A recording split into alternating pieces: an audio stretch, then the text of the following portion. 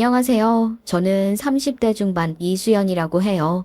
저는 지금은 프리랜서로 일하고 있는데요. 처음부터 그랬던 건 아니고 대학 졸업하고 일반 기업에 입사해서 직장 생활을 3년 정도 했는데 건강이 많이 안 좋아졌었어요. 그 3년 동안 엄청난 워커홀릭으로 살긴 했는데 번아웃 증후군 직전까지 간 거예요. 그래서 바로 회사 그만두고 재택근무가 가능한 프리랜서로 일하기 시작했어요. 제가 하는 일은 주로 기업 분석, 시장 분석 보고서를 작성하는 것인데 소화할 수 있는 일의 양을 제가 조절할 수 있기 때문에 무리하지 않는 한도에서 쉬엄쉬엄 하고 있답니다.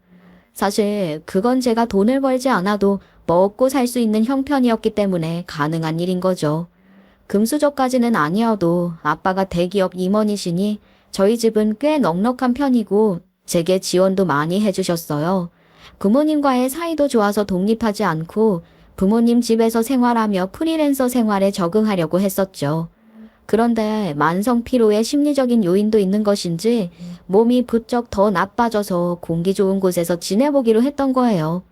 병원에서 그런 곳에서 휴양하듯이 지내보라고 권하기도 했는데 마침 몇 년 전에 지은 저희 집 별장이 있어서 거기서 지내보기로 했어요.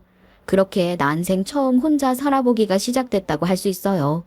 별장이 있는 곳은 진짜 평온한 시골 마을이에요. 편의점 하나 없는 그곳이 처음에는 조금 불편하다 느껴지기도 했지만 며칠 만에 적응했고 빠르게 적응한 만큼 그 생활에 대한 만족도도 높았어요. 태어나서 줄곧 서울에서만 살았는데 시골에서 살 체질이었나 싶더라고요. 그곳에 간지 일주일 정도 지났을 때 처음으로 마트에 장을 보러 갔는데 돌아오는 길에 내비게이션을 잘못 봐서 좁은 외길에 들어서게 됐거든요. 제가 서울에서도 출퇴근은 지하철 타고 했었고 운전을 늘 하던 사람이 아니어서 운전도 서툴고 내비게이션 보는 것도 서툰데 아무리 시골길이라고 하더라도 낯선 초행길이다 보니 어리바리하다가 그렇게 된 거예요. 길이 너무 좁아서 그 길 지나가는 것만 해도 무서웠기에 제발 맞은편에서 차가 오지 않기만을 빌면서 가고 있었는데 맞은편에서 진입한 차와 길 중간에서 딱 마주쳐버린 거죠.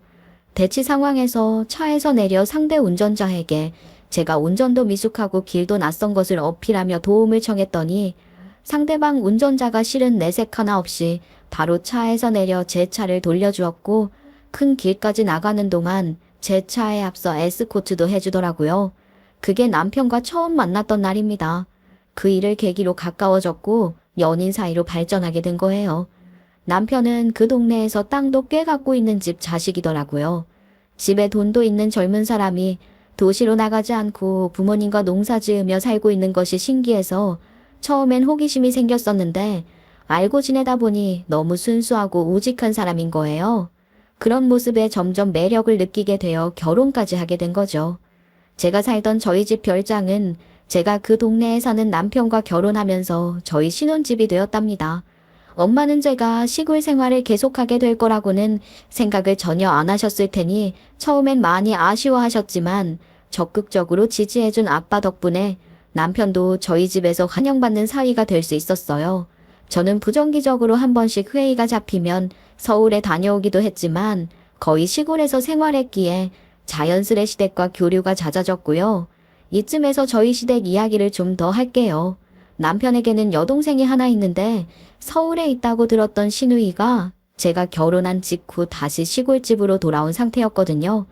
남편은 그 시누이를 집안의 애물단지 취급을 하곤 했어요. 동생이라고 하나 있는 게 저 모양이어서 얼마나 신경이 쓰이는지 몰라. 내 성질대로 했으면 저거 저렇게 내버려두진 않지. 엄마 때문에 할 수 없이 봐주고 있는 거야. 왜 그래? 아가씨 여기 내려와서 얌전하게 잘 지내고 있는 거 아니야? 아가씨가 무슨 사고라도 쳤던 거야? 말도 마. 그게 서울병 제대로 걸려서 어떻게든 여기서 벗어나려고 서울로 도망까지 갔었다니까. 그랬구나. 근데 뭐 사실 아가씨 같은 경우가 더 많지 뭐.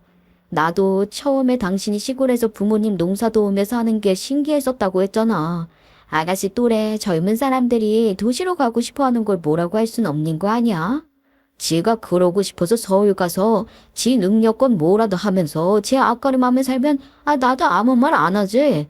저게 그렇게 도망가 놓고 징징거리니까 엄마 아버지가 땅까지 팔아 돈을 해주고 있었더라고. 뭐? 아, 세상에. 어머님 아버님이 아가씨한테 그렇게까지 휘둘리시는 거야? 아이고, 그러니 당신이 아가씨한테 그러는 거구나. 그렇다니까. 갖고 있던 땅을 야금야금 팔아서 뒷바라지를 해주고 계셨는데, 아이, 그렇게 팔아치운 땅이 10,000평이나 된다고, 뭐. 이게 말이나 되냔 말이야. 10,000평? 어머, 세상에, 말도 안 돼. 그러니까 아버님, 어머님이 그렇게 돈을 보내고 계시다는 걸 당신이 알게 되어서 아가씨 잡아온 거야? 아가씨가 제 발로 내려온 게 아니고. 걔가 제 발로 내려올 애가 아니지. 아, 말이야, 바른 말이지. 너 아니었으면 우리 집 식구들은 진작 노숙자 됐을지도 몰라. 이미 10,000평이나 팔아치웠는데 남은 거라고 못 팔았겠어? 그러니까 아가씨는 시댁의 트러블 메이커였던 거예요. 그나마 남편이 신우이한테 엄하게 하니 시부모도 남편 눈치를 보느라 신우이한테 덜 휘둘리는 거죠. 시부모가 남편 몰래 땅 팔아 신우이에게 돈을 해주고 있었던 걸 들켜 남편이 불같이 화를 냈고 더 이상 지원을 받을 수 없게 되니 신우이도 어쩔 수 없이 다시 시골로 내려왔던 거더라고요. 제대로 된 일자리를 구할 능력도 안 되는 신우이가 아르바이트 같은 거나 하면서 서울에서 혼자 먹고 살기는 힘들었을 거예요. 남편 얘기를 들어보면 그런 고생을 감수할 수 있는 사람도 아니고 말이에요. 그렇게 시골에 내려와 있는 신우이는 저희 신혼집을 제 집 드나들듯이 하는데 사실 말이 신혼집이지 그 공간은 제가 일하는 공간이기도 하니까 그런 신우이가 여간 거슬리는 게 아니었죠. 그렇게 와서 개기면서 저희 집 예쁘다고 자기도 이런 집에서 살고 싶다 어쩐다 하는데 솔직히 어쩌라고 싶은 생각밖에 안 들었어요. 그 젊은 나이에 뭔가 자기를 위해 투자하는 게 하나도 없는 신우이가 한심하고 그런 신우이를 그대로 두고 보는 시부모도 답답했거든요. 시댁 땅이 30,000평 가까이 됐다는데 신우이 뒷바라지 한다고 10,000평을 팔아치웠으니 이제 20,000평 정도가 남은 거잖아요. 그래도 그거라도 지킨 게 다행이지 뭐예요. 시댁 식구들은 그 땅을 갖고 은근히 제게 생색을 내곤 해요. 나중에 남편이 다 물려받게 될 땅이라며 제게 시집 잘 왔다는 식으로 자주 이야기를 하더라고요. 제가 도시에서 자랐고 저희 집이 웬만큼 사는 집이라는 것에 자격지심이 있어서 일부러 더 그러는 거라고 느껴지긴 했는데 그냥 신경 안 쓰고 그러려니 하는 심정으로 들어주고 말았어요. 그러는 편이 편하니까요. 저는 그렇게 시댁 식구들과 괜히 부딪힐 일을 만들지 않으려고 노력하고 있었어요. 실제로 꽤 잘 지냈다고 할 수 있을 거예요. 결혼하고 1년쯤 지났을 때 시부모가 동네 근처 폐교에서 무슨 잔치가 있다며 저더러 같이 가자고 해 따라간 적이 있었어요. 시부모가 그런 식으로 남편 없이도 저를 호출하실 때가 덜어 있었는데 그런 것도 어지간하면 다 따라다니곤 했거든요. 그런데 그날 시부모가 저를 데려간 곳은 어이없게도 무슨 사이비종교 집단 집회 같은 거더라고요. 사이비종교라니요. 뉴스에서나 보던 걸 제 눈으로 직접 보게 될 줄 몰랐던 건 둘째치고 시부모가 거기 제대로 빠져서 집안 재산 다 갖다 바칠 판이라 너무 놀랐다니까요. 그러니 어쩌겠어요. 제가 그런 시부모 따라다니면서 말렸고 거기서 빠져나오시게 하려고 했죠. 뉴스에서 사이비 종교 집단에 대한 기사를 접할 때마다 저런 데 빠지는 사람이 정말 있나 했는데 저희 시부모가 그러고 있었던 거잖아요. 시부모 이야기를 들어보니 두 분이 거기 그렇게 빠지게 된 게 다 아가씨 때문인 것 같았어요. 예, 행여나 뭐 이상한 것 같다. 그런 얘기 하지 마라. TV에 나오는 그런 사기꾼들이랑은 차원이 다르신 분이야. 너희 시아버지 오촌 조카가 아무 이유도 없이 갑자기 어린 나이에 죽었는데 친척 중에 요저런 사람 있는 걸 바로 다 가시더라니까. 어머니, 그런 식으로 뭉뚱그려서 말하면 사실 안 걸리는 사람 드물 거예요. 집안 친척 사돈에 팔촌 멀고 먼 친척까지 따져보면 요절한 사람 하나 없는 집이 어디 있겠어요. 걔는 그래도 그런 거 아니다. 오촌 조카면 상당히 가까운 친척인 게야. 아니 무슨 오촌 조카가 그렇게 됐다고 딱 맞춘 것도 아닌데 제 말씀은 거기에 너무 의미부여를 하시지 마시란 거예요. 그리고 무슨 점쟁이도 아니고 그런 소리를 한대요. 얘 좀 봐. 넌 왜 애가 그렇게 순수하지 못하고 의심이 많니? 그거 하나 맞춘 걸로 우리가 이러는 것 같아. 우리 은경이 제대로 보기도 전에 딸이 똑똑한데 뭐 손만 대면 다 맞아 하냐고. 그걸 바로 하더란 말이다. 아니, 아가씨가 늘 이렇게 같이 다니는데 누가 봐도 어머님, 아버님 따를 것이고 평일 드나자 이런데 같이 올 수 있는 걸 보면 별다른 하는 일이 없는 것 같으니까 그런 식으로 말한 거 아니겠어요?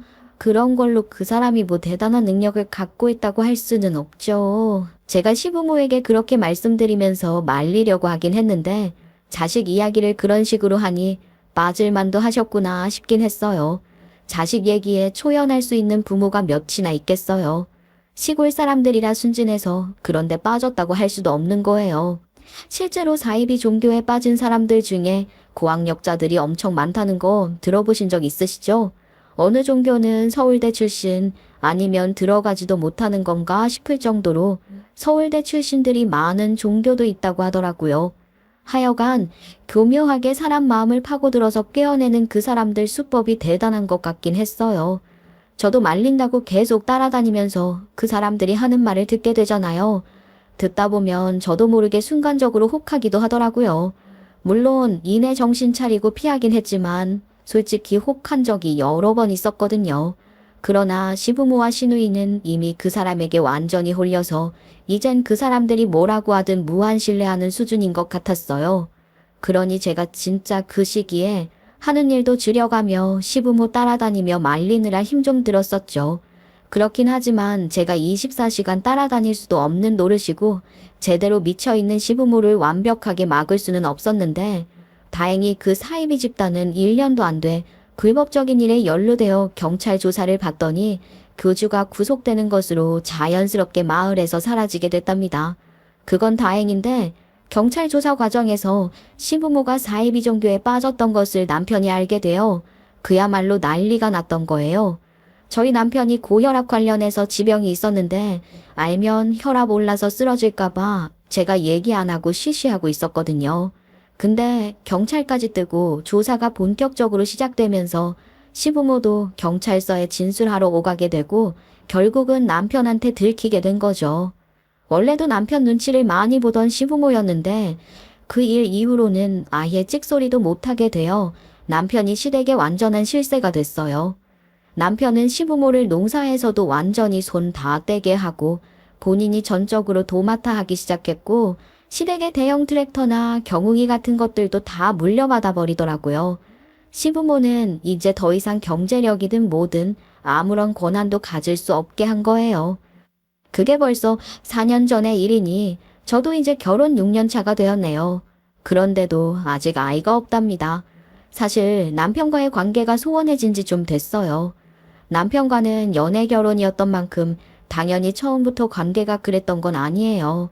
사이가 그렇게 되기 전에는 결혼한 지도 꽤 됐는데 아이가 안 생기니까 병원에 가서 검사라도 받아봐야 하는 건 아닌가 싶기도 했고 그래서 남편에게도 그렇게 이야기하고 시간 내서 검사 받으러 가자고 얘기가 다 되어 있는 상태였거든요.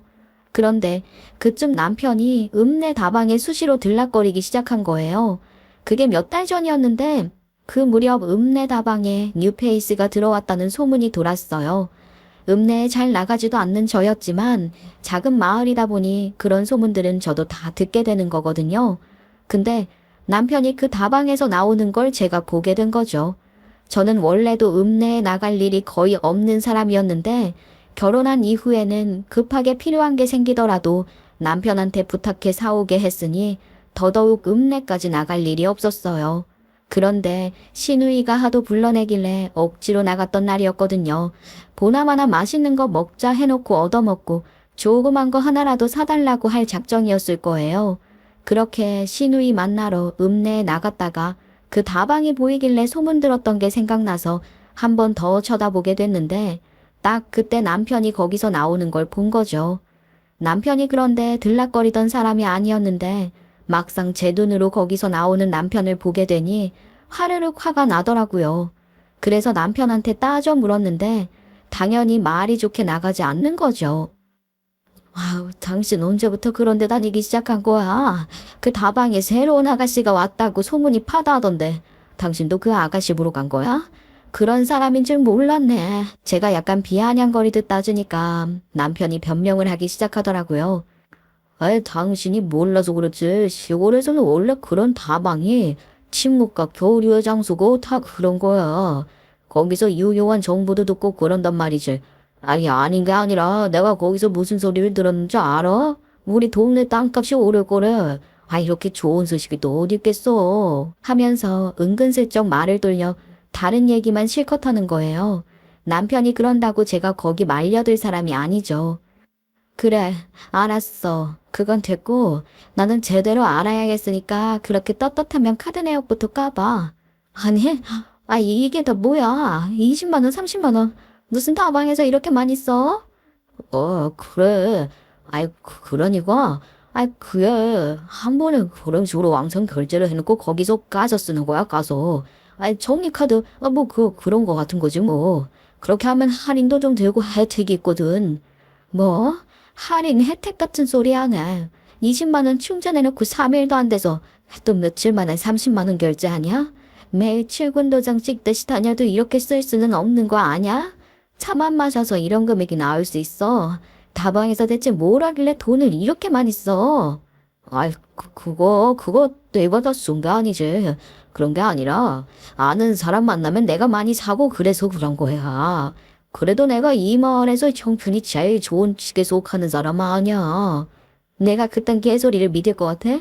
지금 당장 나랑 같이 그 다방에 가서 삼자 대면이라도 해야 이실직고 할 거야? 똑바로 말 못해? 진짜 왜 사람 말을 고지고대로 안 듣고 이래? 결국 그날 남편과 대판 싸웠어요. 제가 그렇게 난리를 쳤는데도 남편은 계속해서 그놈의 다방에 계속 드나들었고 그러면서 저희 관계도 자연스럽게 멀어졌던 겁니다. 그 사정도 모르고 시댁 식구들은 애가 아직 없는 걸 갖고 괜히 저만 쪼아대는 거예요. 요즘 것들, 특히 도시 것들 말이야. 애 안 낳고 산다는 젊은 사람들이 많다는데 그거 정말 심각한 문제야. 인구가 해마다 줄어들고 학교 갈 애들이 없어서 도심 한복판에 있는 학교가 문을 닫는다는 뉴스를 볼 때마다 큰일이다 싶은 거지. 세상이 어떻게 되려고 이러는 건지 원. 아이고, 그런 사람들 이야기를 못 알아 해요.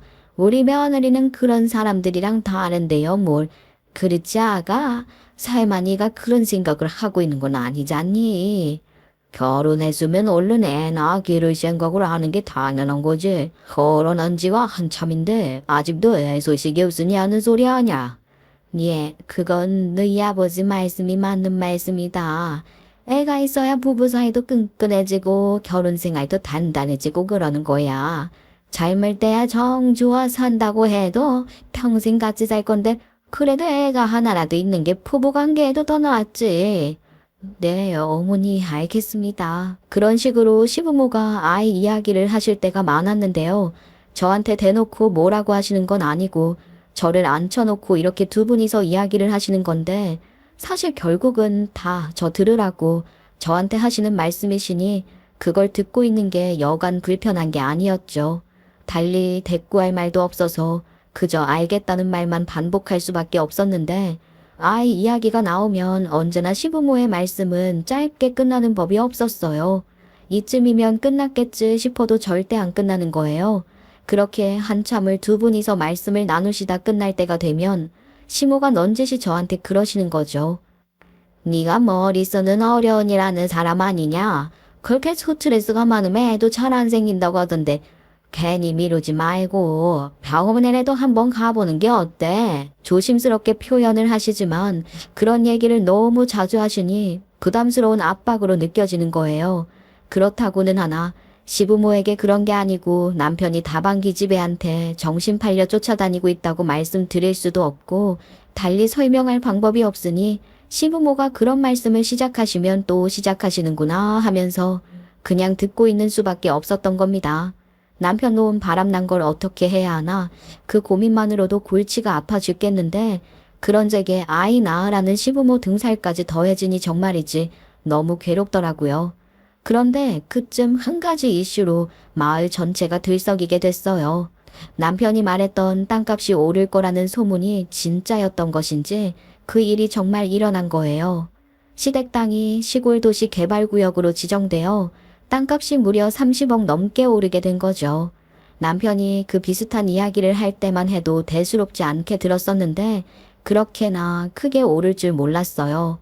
그런데 땅값이 그렇게 오르자마자 남편 놈은 기다렸다는 듯이 이혼 소리 꺼내는 거예요. 나 이혼하고 그 다방 여자랑 살 거야.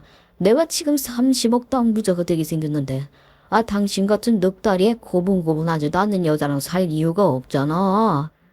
뭐? 땅값 올라서 돈방석에 앉게 됐다 싶으니 그 생각이 제일 먼저 들었네? 그럼 당연하지. 내가 지금까진 그래도 참고 살았지만 이젠 그럴 필요가 없잖아. 그러기 싫다고. 그리고 너랑 계속 부부로 살면 그 돈도 너랑 나눠 써야 하는 건데 내가 왜 더 좋은 일 시켜주겠냐. 남편놈한테 미련 있는 건 절대 아니었지만 남편놈 하는 짓이 어이없고 가짜나서 좀 지켜보고 있었는데 하다 그 다방 여자까지 저한테 와서 이혼해 달라고 하는 거예요. 기가 차더라고요. 집에서 말도 잘 안 할 정도라는 거 다 아는데 이제 무슨 미련이 있으셔서 이혼 안 해주시는 거예요? 그럼 별장이 있을 정도면 친정 형편도 쉬울 것 같은데 뭐 바라는 게 있어서 버티는 건지 모르겠네 정말. 그 30억에 군침 흘리는 거면 꽁깨. 내가 접속치 않게 이자료는 두둑이 챙겨줄 테니까 얼른 보장 찍고라는 말이야. 오래 끈다고 당신 몫이 커지는 게 아니야. 오히려 그 반대일 수가 있다는 걸 알아야지. 기가 막혀서. 내가 지금 돈 때문에 이러는 것 같아? 진짜 어이없다. 하긴 너 같은 인간 수준이 그런 거지. 다방년이랑 바람난 너 같은 인간 남편으로 준 거 내가 더 싫어. 내가 너 버리는 거야. 그래 당장 이혼해. 저는 그렇게 남편에게 위자료를 받는 조건으로 이혼 도장 찍는 것에 합의해줬습니다. 남편 말처럼 그 30억에 대해서는 재산 분할 등 제 소유권 일절 주장하지 않았고 대신 다른 재산에 대해서는 제가 유리한 조건으로 재산 분할 가져왔고 위자료도 뜯어낼 수 있는 만큼 뜯어냈어요. 그렇게 이혼 절차가 완전히 끝난 날 저는 남편과 함께 시댁에 가서 이혼 사실을 알리기로 했어요. 그런데 이 새끼가 저랑 약속한 그 자리에 다방령까지 불러 시부모한테 인사시킬 작정으로 데려왔더라고요. 제가 원했던 상황은 아니었지만 남편과 저 남편 상간녀인 다방 여자까지 셋이서 시댁으로 가 시부모 앞에 앉게 된 거죠. 엄마 아버지, 저희 여자랑 이혼했으니까 그렇게 하시면 되고 여기 엄마 아버지 새 며느리니까 인사 받으세요. 절 받으셔야죠. 이게 다 무슨 소리야? 이혼이라니, 새 며느리라니. 지금 애미랑 이혼을 했단 소리야? 이미 이혼을 했다고? 엄마도 참 뭘 그렇게 묻고 또 묻고 그래요. 그 자니까 이제 힘든 농사 같은 거 다 쳤고 땅 팔아서 그 돈으로 잘 살아봐요. 제가 은경이 전년 저것도 뭐 작은 가게 같은 거 하나 내줄 테니 걱정 마시고요. 남편 말을 듣고 있자니 전 자꾸만 새어나오는 실소를 막느라 힘들어 죽겠더라고요. 사색이 되어 금방이라도 폭발할 것 같은 시부모를 보며 저는 남편 앞에 보란 듯이 30억이 찍힌 제 통장을 던지며 쾌재를 불렀죠. 어쩌나 네가 팔겠다는 그 땅 내가 이미 팔았는데 그동안 그 땅 내가 지켜주고 있었지만 이젠 그럴 필요 없잖아? 너랑 이혼까지 한 마당에 내가 그 땅 지켜줄 이유 없는 거지. 정말 딱 30억 받았어. 아니, 이게 다 뭐야? 이게 내 땅 판 돈이란 말이야? 이혼을 네가 갖고 있어. 아버지, 이게 뭐예요? 아니죠? 이럴 리가 없잖아요. 아이고, 이 미친놈아, 이혼을 해? 애미가 우리 땅 다 갖고 있는데, 이혼을 하면 어떡해? 부모한테 한마디 말도 없이 이혼이라니. 아이고, 이놈의 새끼, 정신 나간 놈. 이제 어쩔 거냐? 어쩔 거냐고? 이게 다 어떻게 된 일인지 제가 설명을 좀 드려야겠죠. 차근차근 다 말씀드릴게요. 저희 시부모가 사이비 종교 집단에 빠졌을 때 제가 따라다니며 말렸었다고 했잖아요.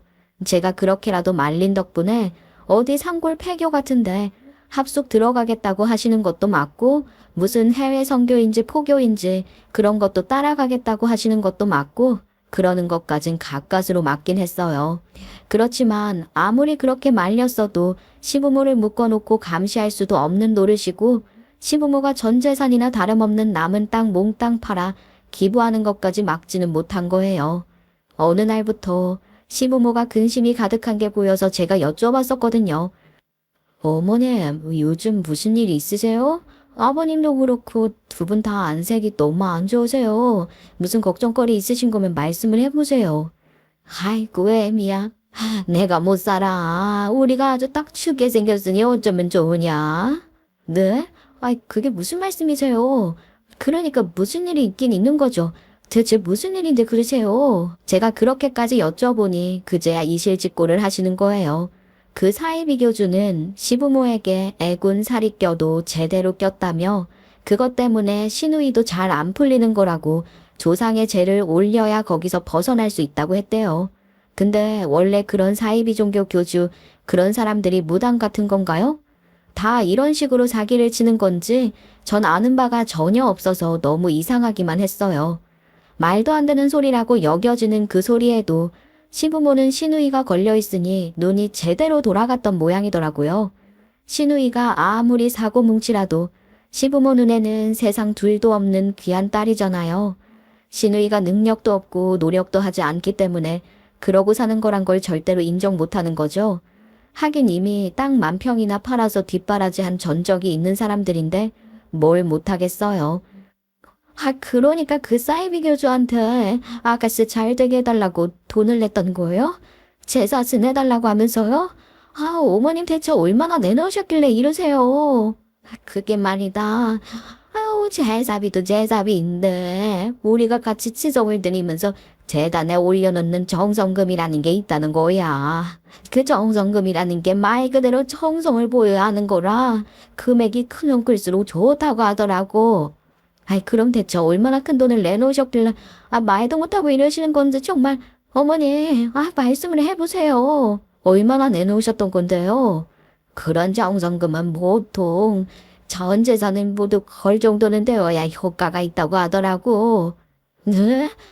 전 재산이요? 어머니, 설마 그 땅, 남은 땅 20,000평을 다 내놓으셨던 건 아니시죠? 설마 그러실 수는 없죠. 아무리 그래도 그렇지 그 땅에 다 내놓으시면 어떡해요. 예, 너무 고르지 마라. 제사 지내고 나면 그 돈은 다 돌려준다고 했어. 말 그대로 제사상 위에 올리는 정성금이니 제사 지내고 나면 올려준다고 말이야. 아버님, 그 말을 믿으셨단 말이에요? 그게 말이 돼요? 사기를 치려고 작정한 것들인데 무슨 말인데 못하겠어요. 세상에 기가 막혀서. 그러니까 지금 남은 땅 20,000평을 다 갖다 바치셨다는 거예요? 그것들이 제사 지내고 나니까 그 돈까지 싹 다 챙겨가더니 그 뒤로 아무리 연락을 해도 답이 없어. 그렇게 되고 나니까 내가 정신이 번쩍 들더라. 우리 이제 어쩌면 좋겠니, 애미야. 우리 이제 어쩌면 좋겠어. 이제와 그런 눈물도 후회도 무슨 소용이 있겠어요. 이미 모든 일이 일어난 후인걸요.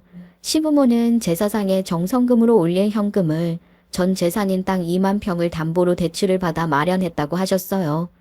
그 돈 못 받으면 땅 죄다 뺏기는 거야. 그 땅이 어떤 땅인데 내가 정말 물 안 먹으면 안 넘어간다. 그런 일이 당하셨는데 이렇게 한숨만 쉬고 계시면 어떡해요 그럼.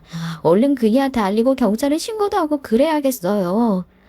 얘 안 된다 안 돼. 은혁이 녀석한테만큼은 절대 알리면 안 돼. 걔가 알면 정말 무슨 일이 벌어질지 몰라.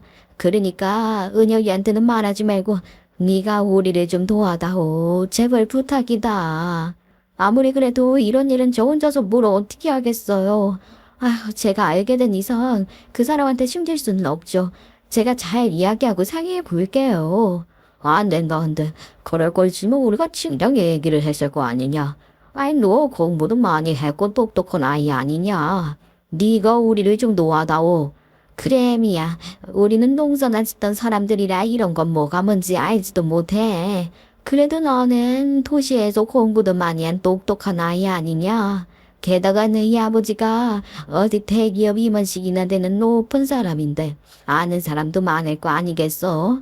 그러니까 어떻게 해결해 줄 사람 좀 찾아봐 달라고 부탁을 좀 드려봐라. 시부모가 그렇게 애원하듯 도와달라며 싹싹 빌기까지 하시니 그걸 거절할 수가 없어서 아빠께 상의를 드렸고 아빠가 소개한 변호사를 통해 사이비 교주를 상대로 소송을 걸기로 했었던 거예요. 사이비 교주의 행각은 기망에 의한 재산 편취로 명백한 사기잖아요. 소장 날리고 초반만 해도 그 교주는 뻔뻔하게 나오더라고요. 그러다가 사실 관계를 입증할 증거를 저희 쪽에서 수집하고 본격적으로 나서기 시작하니 지레 겁을 먹고 잠적해버린 거죠. 교주가 잠적을 해버리니 온 마을이 들썩이며 난리가 난 거예요. 사기당한 사람들이 어디 저희 시부모뿐이었겠냐고요. 저희 시부모만큼 큰 돈은 아닐지 몰라도 크고 작은 돈을 떼인 사람들이 훨씬 더 많았던 거죠. 경찰에서 나와서 그 사이비 종교와 관련된 사람들을 연행해 갔지만 정작 교주를 비롯한 핵심 관계자들은 이미 잠적한 후였으니 죄다 아는 것도 없는 조물애기들만 잡혀간 거나 마찬가지였죠. 시부모는 어쩌면 좋냐고 난리가 나고 돈 못 돌려받게 생겼다며 울고불고 하시기 시작한 거예요. 저도 난감했죠.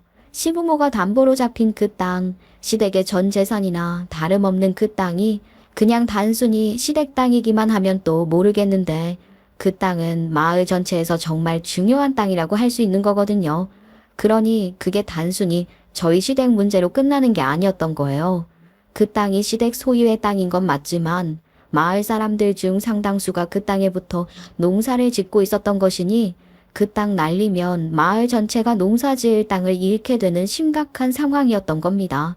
그러니 시부모는 실로 엄청난 일을 저지른 거였어요. 자기 농사 짓던 땅을 다 뺏겼는데 마을 사람들이 가만히 있었겠어요? 당연히 내쫓아내려고 난리를 쳤죠. 지금이야 남편 때문이라도 공기 좋은 시골이고 나발이고 다 때려치고 떠나고 싶은 심정이지만 그때만 해도 저는 이 마을이 너무 좋았고 거기서 지내는 삶에 정말 만족하고 있었거든요. 그래서 제가 큰 결심을 한 거죠. 어머님, 아버님, 그럼 그 땅에 제가 살 테니까 그 돈으로 대출금 갚으세요. 그렇게 해결하는 걸로 해요. 정말이냐? 네가 우리 땅을 사준다고? 제가 갖고 있는 돈만으로는 안 돼서 저희 아버지 도움을 받아야 하겠지만 어찌됐든 그 땅 제가 사드릴게요. 그때는 그래도 그 땅이 헐값이라 좀 싸게 살 수 있긴 했어요. 물론 2만 평이나 되는 땅이니 적은 돈은 아니었지만 말이에요. 그때 세금 문제 등으로 아빠 명의로 매입한 거였는데 지금 생각하면 그게 신의 한 수였지 뭐예요. 덕분에 제가 이혼해도 그 땅 재산 분할해야 할 필요 없잖아요. 아무튼 시부모는 남편이 그 사실을 알게 되면 누구 하나 초상치를 각오해야 한다면서 제게 비밀을 지켜줄 것을 당부했고 저도 일 커지고 시끄러워지는 게 싫기도 하지만 남편 건강이 걱정되기도 해서 숨겨주기로 했어요. 남편이 고혈압 위험군이니 저도 그 부분은 신경이 많이 쓰였거든요. 그렇게 된 것이었어요. 그러니 남편은 그 땅 명의가 바뀌었다는 걸 전혀 알지 못했던 것이고 명의만 저희 아버지 명의로 한 것이지 마을 사람들을 계속 그 땅에서 농사짓게 하고 있었으니 남편이 그걸 알아챌 수도 없었던 거예요. 아무것도 모르는 남편은 땅값 올랐다며 신나서 다방년이랑 살 생각에 저한테 이혼 소리 한 거죠. 그나마 지가 관리하던 재산도 저한테 위자료로 다 넘겨주고 말이에요. 이혼까지 하는 마당에 내가 그 땅 계속 지켜줄 이유 있나요? 땅값도 그렇게 올랐다니 바로 팔아버렸던 거예요. 이혼하자마자 제가 아빠 대리인 자격으로 처분을 한 겁니다. 시부모는 시부모대로 아무것도 모르고 상의도 없이 이혼해버린 남편 두들겨 패며 난리가 난 거죠. 남편은 그렇게 맞으면서도 상황 파악 안 돼서 벙쪄 있고 시부모는 저한테 빌기 시작한 거예요. 다방녀는 남편보다 눈치가 빠른지 낌새 알아차리고 슬그머니 일어서려고 했나 본데 시누이가 그 여자 머리카락 잡고 방바닥에 내동댕이 치면서 앙칼지게 소리를 지르더라고요. 이년이 어딜 지새끼처럼 빠져나가려는 거야. 이게 다 너 때문에 일어난 일인데 너도 여기 무릎 꿇고 앉아서 빌란 말이야. 아유, 알겠어요. 알겠으니까 이거 좀 그만해요. 그러니 다방령까지 앉아서 저한테 빌기 시작하던데 그렇게 빌거나 말거나 저한테는 의미 없고 저는 얼빠진 남편한테 말했어요. 내 별장에 있는 네 짐 다 정리해서 전년 다방으로 보낼 테니까 거기서 둘이 살림을 차리고 살든 네 맘대로 해. 제가 그렇게 말하니 그제야 상황 파악이 됐는지 남편 놈은 시댁 식구들한테 길길이 날뛰며 난리치기 시작하는 거예요.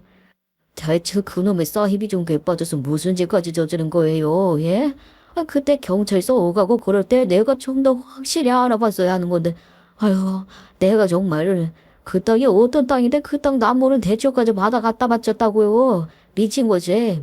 둘이 아주 세트를 모망이라도 난 거예요. 뭐예요? 남편이 그렇게 시부모를 향해 맹비난을 해대며 불같이 화를 내니 신우이가 그런 남편에게 달려들어 바락바락 악을 쓰며 또 난리를 치더라고요. 오빠는 뭘 잘했다고 이래. 바람까지 펴서 이혼서를 내밀었다며. 오빠가 이혼만 안 해서도 아무 문제 없었어. 근데 지금 엄마 아빠한테 그게 할 소리야? 이게 다 오빠 때문이잖아. 왜 우리한테만 그래? 신우이가 그렇게 달려드니 남편이 신우이 뺨을 사정없이 내리치면서 더 화를 내는 거예요. 이 기집애가 지금 누구한테 뒤지고 씌우 난리야. 따져보면 이게 다 너 때문이지. 너 때문에 엄마 아빠가 팔아치운 땅만 만 평이고 그놈의 사이비 종교인지 뭔지도 맨날 사고나 치고 다니면서 인생 멋대로 사는 너 때문에. 너 잘 풀리라고 쫓아다니다가 그렇게 빠진 거 아니야. 그런 주제에 이 기집애가 어디서 오빠한테 무슨 소리야. 남편이 그렇게 신우이 탓을 하면서 신우이를 또 때리고 나서니 시부모도 화를 버럭 내더라고요. 얘가 그만두지 못해. 네가 뭔데 얘를 때려. 네 동생이기 전에 금독 같은 내 새끼다 이놈아. 그래 이놈아. 얘 말이 다 맞는 말인데 왜 애를 때려? 동생을 그것도 여자애를 때리기까지 하다니. 이 나쁜 놈의 자식. 엄마 아버지가 애를 항상 이렇게 싸고더니까 제가 아직도 저 모양이고요. 제가 나이가 몇인데 아직도 어린애 치고라서요 정말. 언제까지 그러실 거냐고요. 전 재산 다 날려놓고도 그러고 싶어요. 그러는 너는 네 동생 위해서 한 게 뭐냐? 윽박이나 지르고 소리나 지르는 거 말고 네가 한 게 뭐가 있냔 말이다. 오라비가 돼서 동생 위해서 해준 것도 하나 없는 네가 우리한테 컸단 소리 그렇게 당당하게 할 자격이나 있다고 생각하냐?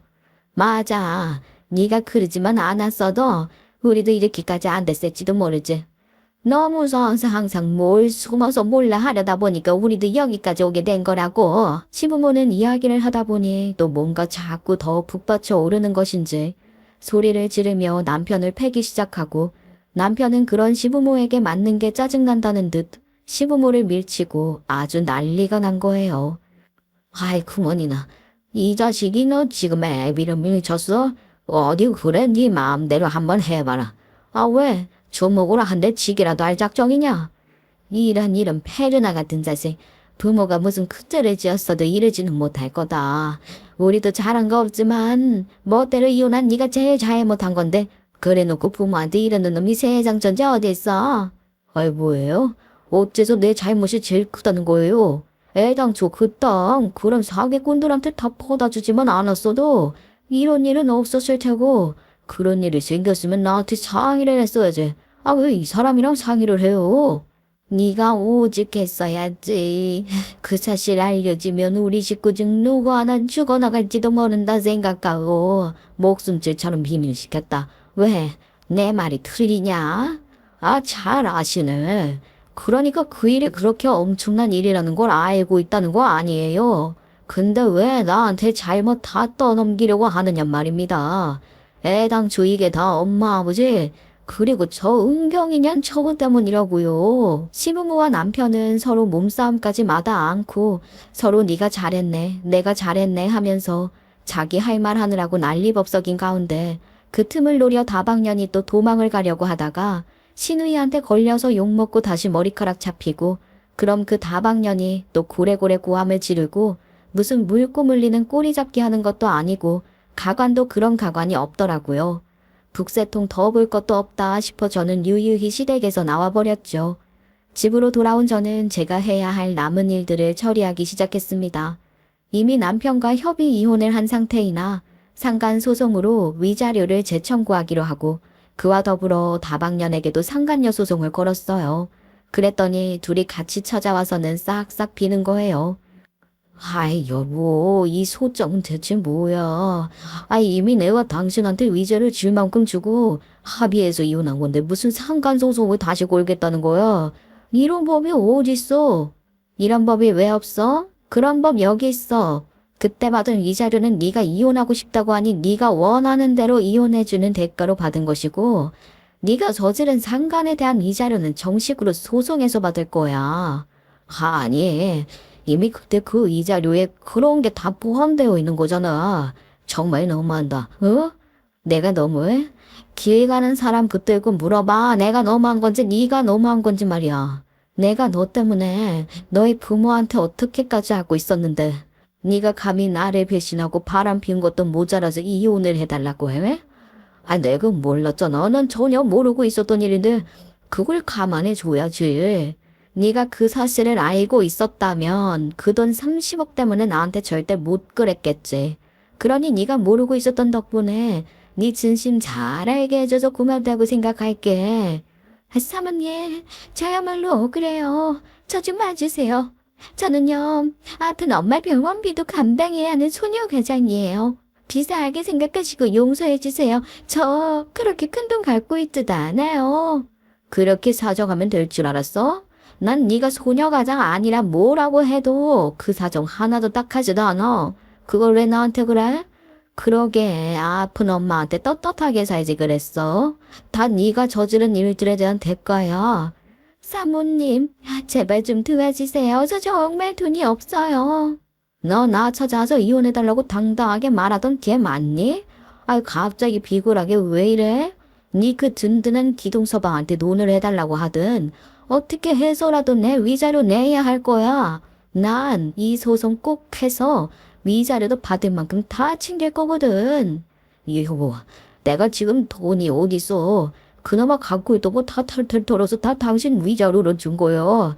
당신도 알잖아. 네 사정 같은 거 난 이제 더 이상 생각하기도 싫으니까 어떻게든 네가 알아서 하고 다시는 여기 찾아오지 마. 알겠어? 얼른 나가. 꺼지라고. 둘이 같이 물벼락이라도 맞게 해줄까? 어? 그래야 나갈 거니? 그러면서 둘을 내쫓아 버렸어요. 그것들은 어디 도망가서 살 돈도 없으니 계속 그 마을에 살긴 살던데 마을 사람들이 그 두 것들 보기만 하면 욕하고 돌 던지고 화풀이를 하더라고요. 그러면서 저한테는 아부하기 바쁜 거죠. 이건 또 무슨 이야기인가 싶으실 거예요. 제가 땅값 오른 그 땅을 팔아 처분하기는 했지만 그러면서 좀 걸렸던 게 그 땅에서 농사 짓고 살던 마을 사람들이 하루아침에 농사 지을 땅을 잃게 되는 게 아무래도 마음이 쓰였거든요. 매일 얼굴 보던 이웃이잖아요. 하긴 제가 그 땅 처분 안 했어도 어차피 개발되면 농사 지을 땅 없어지는 건 마찬가지지만 어쨌든 마을 사람들이 마음에 걸려서 개발 지역 아닌 곳에 농지로 나와 있던 땅을 제가 좀 샀거든요. 그 땅은 값이 오르지 않은 거라 그리 비싸지 않게 매입할 수 있었고 시댁 땅에서 농사 짓던 마을 사람들에게 적당한 가격에 그 땅 쓸 수 있게 해준 거예요.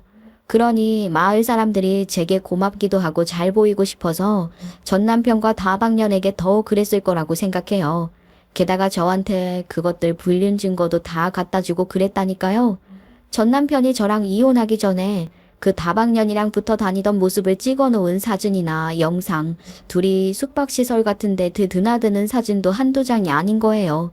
전 사실 전 남편 놈 휴대폰만 털어도 둘이 연락 주고받으며 만들어준 증거들이 꽤 나올 거라 생각했기 때문에 따로 사람을 사서 증거를 수집하고 그런 걸 굳이 생각하진 않았는데 그렇게 마을 사람들이 갖다 주는 증거가 추가됐고 증인을 서주겠다는 사람도 차고 넘쳤어요.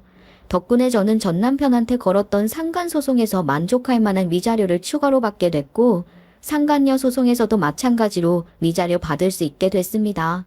그러니 전 남편은 농기구까지 다 팔아치우고 일자리 구하러 다닌다고 하더라고요. 전 시부모의 전 시누이까지 온 식구가 일자리 구해서 일하러 다니는 모양이던데 평생 농사만 짓던 시부모, 연세도 많은 시부모가 할 수 있는 일이 뭐가 그렇게 있겠어요.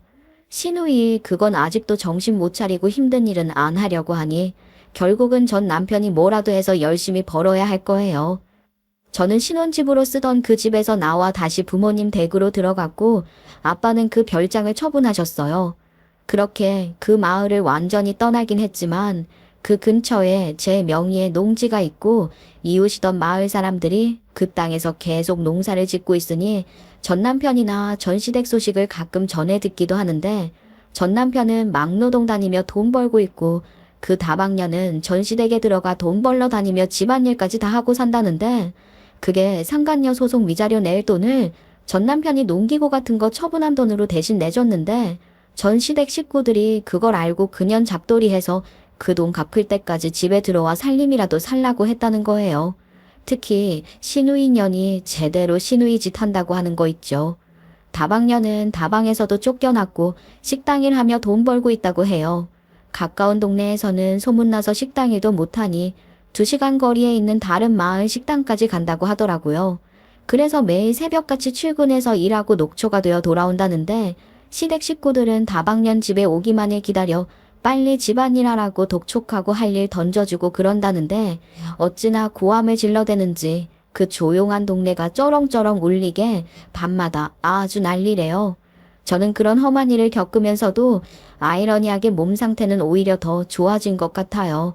오죽하면 엄마가 그런 저를 보고 이전에 제가 너무 편하게 살아서 생긴 병이었던 거라고 놀리기도 하신다니까요.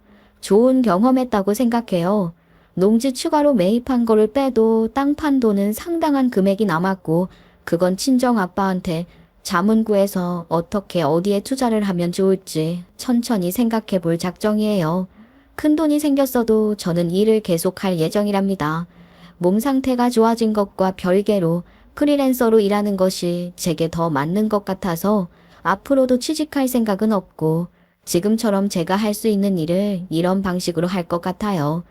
여러분, 제가 시골에 내려가 살면서 남편을 만나 결혼하고 이혼하게 되기까지의 과정을 쭉 말씀을 드렸는데요. 어떠세요? 저 정말 잘한 것 같지 않나요? 사실 저 잘했다는 말, 축하한다는 말, 그런 이야기 듣고 싶어서 이렇게 긴 이야기를 할 수 있었던 것 같아요. 물론 부모님께서도 그렇게 말씀해 주셨고 시골의 이웃분들도 제게 힘이 되는 이야기를 많이 해주셨지만 저를 잘 모르는 분들 그리고 저와 이해관계가 전혀 없는 분들께서 제게 정말 잘했다고 그런 말씀을 해주신다면 저한테는 정말 큰 위로가 될 것 같아요. 그런 이야기들이 너무 듣고 싶답니다. 이렇게 끝까지 들어주신 것만으로도 이미 큰 힘이 됐지만 좋은 말씀들도 해주신다면 더 감사드릴 것 같아요. 제 이야기 들어주신 건 너무 감사드리고요. 여러분들께도 항상 좋은 일들만 가득하길 바랄게요.